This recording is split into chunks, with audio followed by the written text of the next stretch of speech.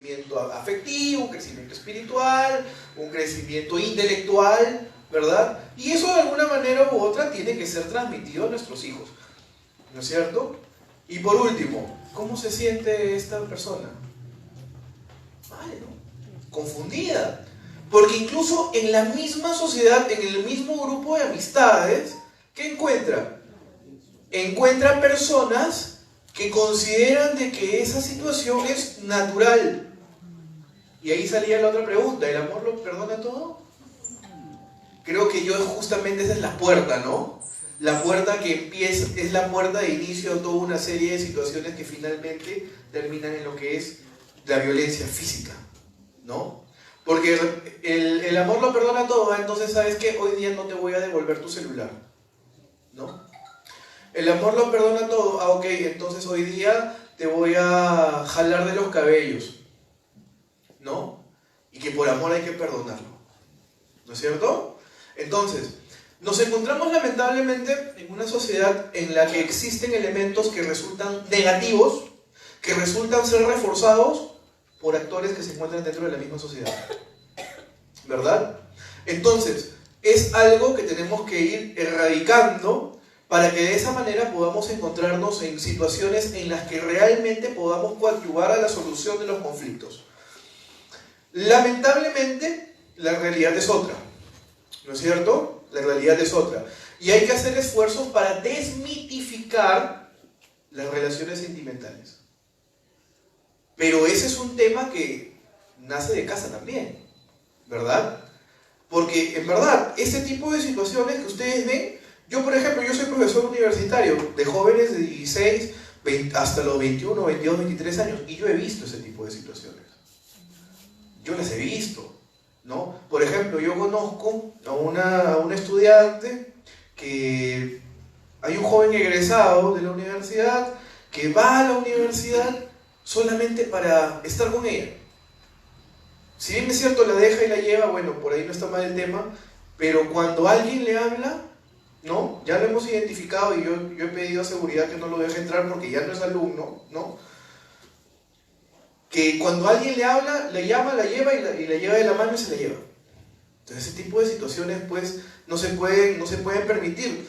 Y como yo presido un tribunal de honor, de alguna forma yo he tratado de conversar con los padres, ¿no? Porque en efecto ese tipo de situaciones no deben ser permitidas.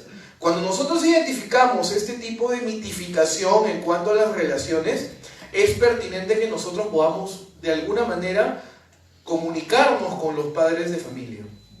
De esa manera estaremos colaborando con esa cultura que tenemos que ir generando en contra de la violencia. ¿Bien? Ok.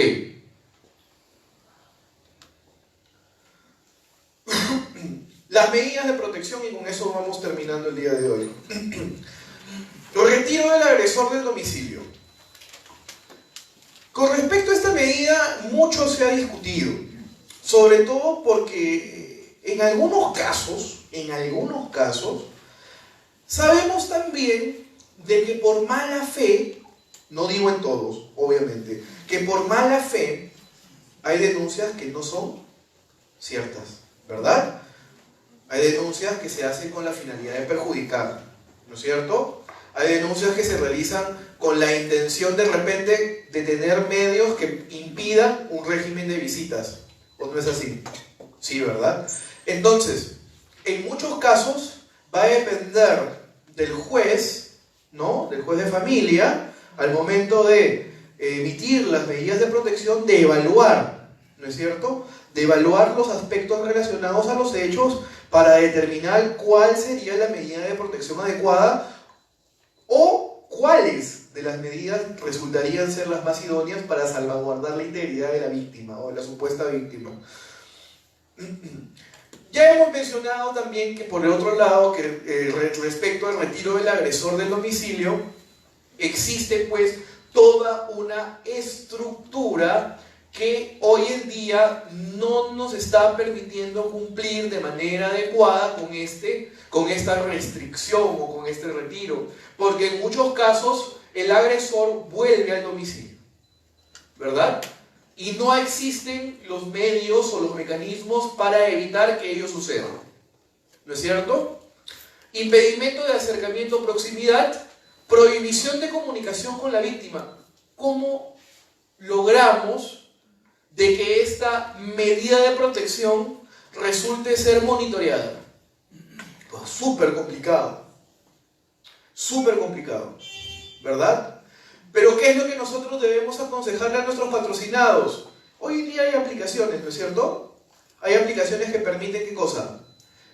Grabar incluso la conversación que yo tengo, ¿verdad? Esas cositas hay que ir recomendándole a nuestros patrocinados, ¿no es cierto? Prohibición del derecho de tenencia a portar armas por parte del agresor. Claro, ¿no?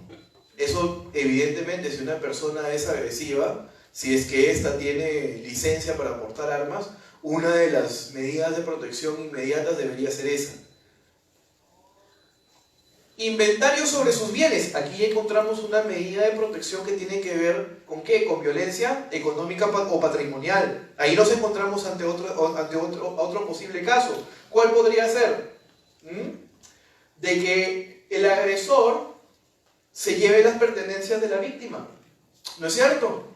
De repente que se lleve el televisor, que se lleve la cocina, que se lleve la plancha, que se lleve todo, ¿verdad? Eso también tiene que ver con violencia económico-patrimonial y por lo tanto el juez evaluará la situación para determinar si es que resulta necesario hacer un inventario de los bienes que se encuentran en el domicilio conyugal o donde radican las personas que se encuentran en esta situación de violencia. Y cualquier otra requerida para la protección de la integridad personal y la vida de sus víctimas o familiares. Entonces, nos damos cuenta de que existe un amplio catálogo de medidas de protección, ¿sí? Pero que es pertinente que nosotros las conozcamos, porque probablemente las que más se nos hacen comunes resultan ser el retiro del agresor o la prohibición de acercarse, ¿verdad? Pero también hay otras medidas que hay que de repente solicitar ante el juez para poder evitar una situación que genere mayor daño a la integridad de la víctima. ¿No es cierto? Entonces, y es más, la ley no te indica de que solamente una medida de protección es la que se debe imponer, sino que estas pueden ser más de una, dependiendo de las circunstancias y si así lo amerita. Entonces, nosotros tenemos como abogados desarrollar la capacidad de identificar y prever qué situaciones podrían generarse en cuanto a la situación de vulnerabilidad de la persona directamente afectada. Flagrancia. ¿Hay flagrancia en este tipo de delitos? Claro que sí. Claro que sí. ¿Y qué señala la norma? Que la policía detiene al agresor y allana su domicilio. Tiene esa facultad. Ojo. Tiene la facultad de allanar el domicilio. No, doctor, no podemos hacerlo. La norma te lo permite, ¿verdad? O el lugar donde ocurren los hechos. Redacta un acta en la que conste la detención. Claro, ahí hay que ser muy cuidadosos respecto a lo que se coloca en dicha acta. Hay que ser muy cuidadosos en lo que se señala. Hay que solicitar incluso que se escriba en dicha acta todos los elementos que nosotros vamos a considerar importantes para la defensa de los intereses de nuestro patrocinado. Y la comunicación inmediata a la Fiscalía Penal y al Juzgado de Familia para que se pronuncie sobre las medidas de protección y otras para el bienestar de la víctima. Incluso hay situaciones en las que cuando hay de por medio menores de edad y hay retiro del agresor, el juez tiene la facultad de disponer que se ofrezca una pensión de alimentos provisional. ¿Verdad? Claro que sí. Y es el juez que se encuentra facultado de manera inmediata de oficiar al Banco de la Nación para que se cree una cuenta de ahorros. ¿Y qué sucede si es que no se cumple con esta medida? En el que el agresor que ha sido retirado del domicilio no cumple con depositar de manera mensual o como lo haya dispuesto el juez pertinente ese monto que sirve para poder salvaguardar los derechos del menor. nos encontramos ante un incumplimiento de la medida de protección, ¿no es cierto? Y por lo tanto, estamos evidenciando que en efecto, de alguna manera u otra, se está acreditando la violencia en contra de la persona agredida. Entonces se tendrá que remitir, ¿no es cierto?, copias de ello al Ministerio Público probablemente, para que luego haga la acusación que corresponda, ¿verdad? Yo alguna vez tuve un caso en el que se dispuso precisamente, no solamente, ojo, no solamente el tema de la pensión, sino también la tenencia provisional.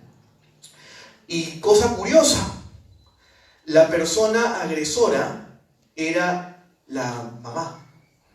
Y entonces, bueno, lo que nosotros hicimos fue, en el camino, interponer la demanda de alimentos, ¿no? Independientemente de la medida de protección, porque considerábamos que lo señalado por el juez no resultaba ser lo suficiente como para poder salvaguardar el derecho de alimentos de 2 hijos, eran 2, ¿sí? Y luego de eso nos demandaron por régimen de visitas, pero había todo un daño psicológico que logramos acreditar, ¿sí? Y por ello se le declaró infundada la demanda a esta señora. Y bueno, finalmente este proceso terminó confirmando las medidas de protección, ¿sí? Incluso se ordenó de que la agresora se someta a tratamiento psicológico, lo mismo para los niños, pero hay algo que, y con eso voy a tratar de terminar. Miren, ¿qué sucede? Cuando suceden ese tipo de situaciones de violencia, la norma aún no ha sido capaz de poder reestructurar el derecho de relación que tienen los menores con los padres. No ha sido capaz de hacerlo. Porque en ese caso que les estoy comentando, hace 2 años, la mamá ya no le interesa tener relación con los niños. Si bien es cierto, evidentemente hay una situación de agresión, pero miren, nuestra normatividad, lejos de reestructurar el derecho de relación de los menores y de poder de alguna manera abordar el problema que tienen los agresores, no lo está logrando, y finalmente el derecho que tienen de relacionarse los menores con sus progenitores, con los abuelos, con los primos, etcétera, se pierde. Entonces, uno de los elementos que se está olvidando es el abordaje con respecto al agresor. ¿Qué quiere decir esto? De que de alguna manera se tendría que hacer esfuerzos para que al menos el agresor no de repente se recupere toda su salud mental, porque lo decíamos al principio, se trata de un problema de salud mental, creo yo, finalmente, ¿no es cierto? Pero un régimen de visitas, al menos supervisado, y que de alguna manera reestructure el derecho a relacionarse del menor, habría que ser discutido, y seguramente podría ser materia de investigación en el futuro, porque finalmente, si nos damos cuenta, ese menor ya no tendrá el contacto con la mitad de su familia, ¿no es cierto? Entonces, algo tiene que hacer el Estado a través de la emisión de los dispositivos legales que forman parte del ordenamiento jurídico y respecto a las normas de la materia, para poder salvaguardar lo más importante, que es el interés superior del niño. Teniendo en cuenta además que según el artículo 4 de la Constitución son un grupo de especial atención por su grado de vulnerabilidad. Entonces, a lo que decíamos al principio de la conversación de esta mañana, lamentablemente el problema no se está solucionando con los dispositivos restrictivos establecidos en la norma. El problema persiste, los menores no están siendo salvaguardados al 100% en cuanto a todos sus derechos, y finalmente aquellas personas que son agresores no están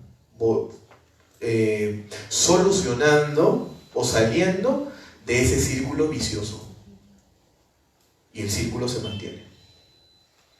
Se mantiene. Doctores, ¿alguna pregunta por hoy, por esta mañana en la que hemos trabajado estos temas? ¿Algún comentario quizá? ¿Alguna, doctora?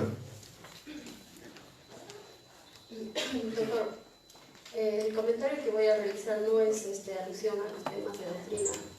Bastante ya lo ha ampliado usted y le agradecemos. Lo que me llama la atención es se están implementando nuevos juzgados nuevas fiscalías especializadas a nivel del Ministerio Público. Y generalmente están convirtiendo aquellas fiscalías que tenían la especialidad de familia civil y la están convirtiendo en una fiscalía penal. Mucho se ha hablado del tema de violencia familiar, hay tratados. Hoy nos obedece a la cita de esta, digámoslo como decía ahí el doctor, ¿no? Coloquio, ¿no? Una conversación.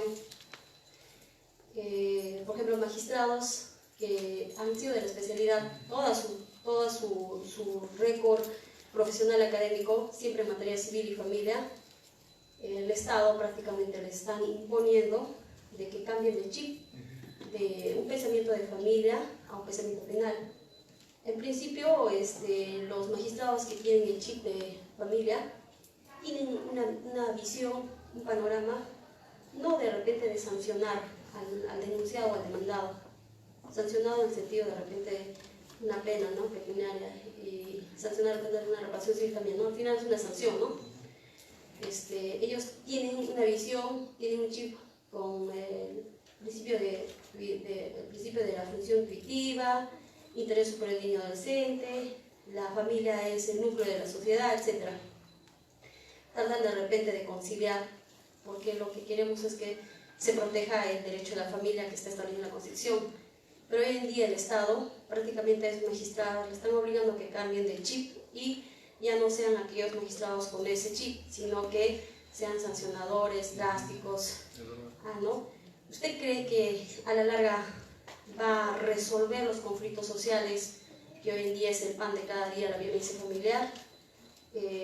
Tratando de prácticamente obligarles a ser magistrados que tengan otro chip y puedan abocarse a una especialidad que nunca estuvieron.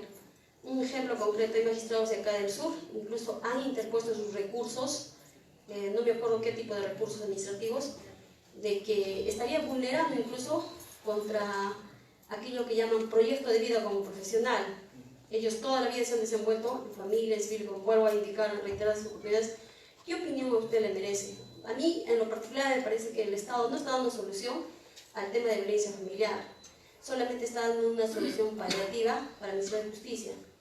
Y si vamos a estar así como Estado, realmente nosotros no vamos a solucionar el fondo del asunto, vamos a generar problemas, porque no olvidemos una denuncia de que el esposo llegó a la casa, se fue con el vecino a una fiesta, le denunciaste, le denunciaste, entre comillas, a veces palabras agresivas y lo vuelve a agredir.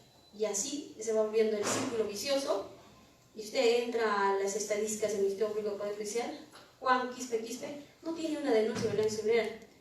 Llega al extremo que en el día puede tener hasta 3, es increíble, pero es cierto. Entonces, a mi opinión particular, me parece que el Estado no está dando una solución para que se frene la violencia familiar. Y esta solución paliativa que está dando no me parece acorde. No sé cuál es la opinión de usted. Gracias. Muy bien, doctora, muchas gracias por la intervención. Yo concuerdo con usted. Yo creo de que el Estado se ha vuelto en muchos casos un bombero, ¿no?